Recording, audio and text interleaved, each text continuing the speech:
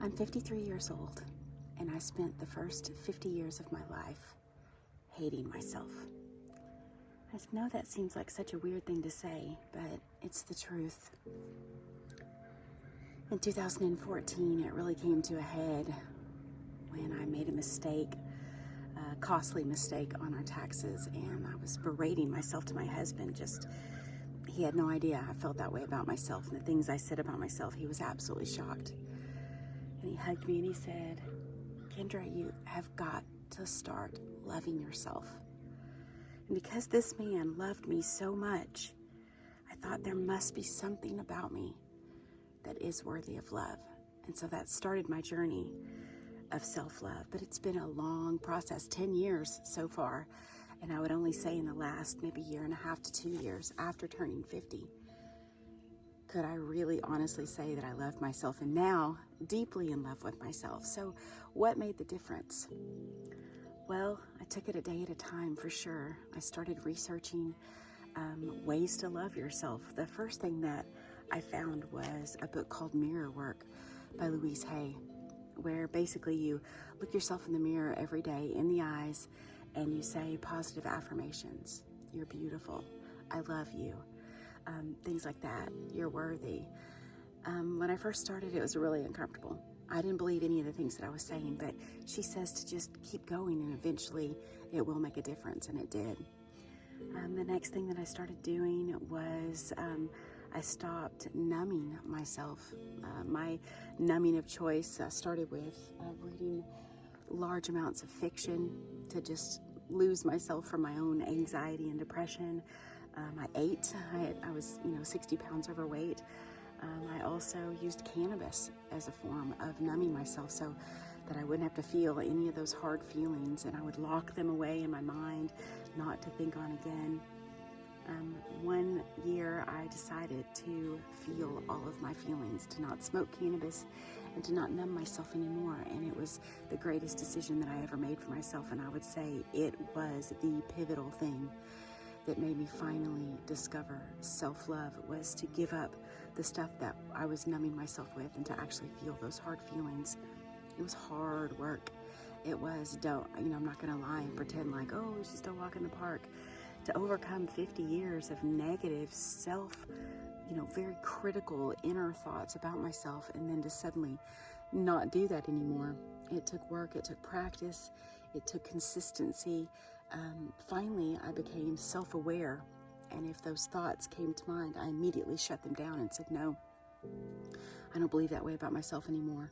And now they rarely come to my mind, and if they do, immediately shut down.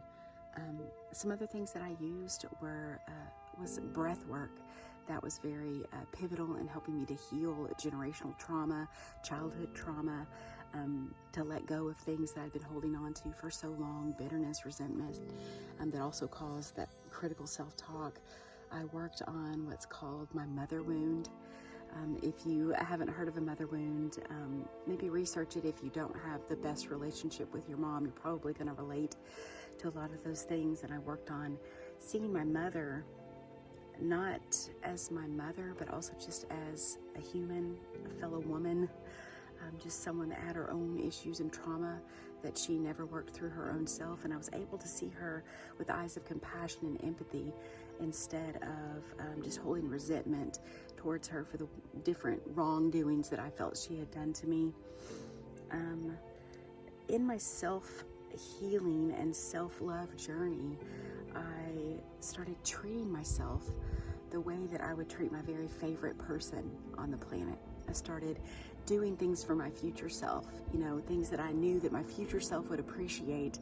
And I started just, showing myself the kindness and generosity and compassion and grace that I would show even a stranger. I started showing it to myself. I know that may seem so foreign to people that love themselves. But if you don't love yourself, it's not going to seem foreign. You're going to understand exactly what I'm talking about. If you are on a self-love journey yourself, keep going. Don't give up. Keep going until you get to that place where you love yourself and you won't let anybody speak to you in a way that you don't deserve, including yourself. Keep going. do the work, do the things needed. Now, I used a lot of things from Louise Hay's, the mirror work, the book You Can Heal Yourself. I read a lot of stuff by Wayne Dyer, but you have to discover what speaks to you. Do your research, find self-help books about self-love, and if it stands out to you, then you need to pay attention to it. Another big one is getting out in nature. I've spent a lot of time in nature. I'm an avid hiker. I love it's getting in nature, even just hiking a mile. I try to do 3 miles at a time. It can completely heal.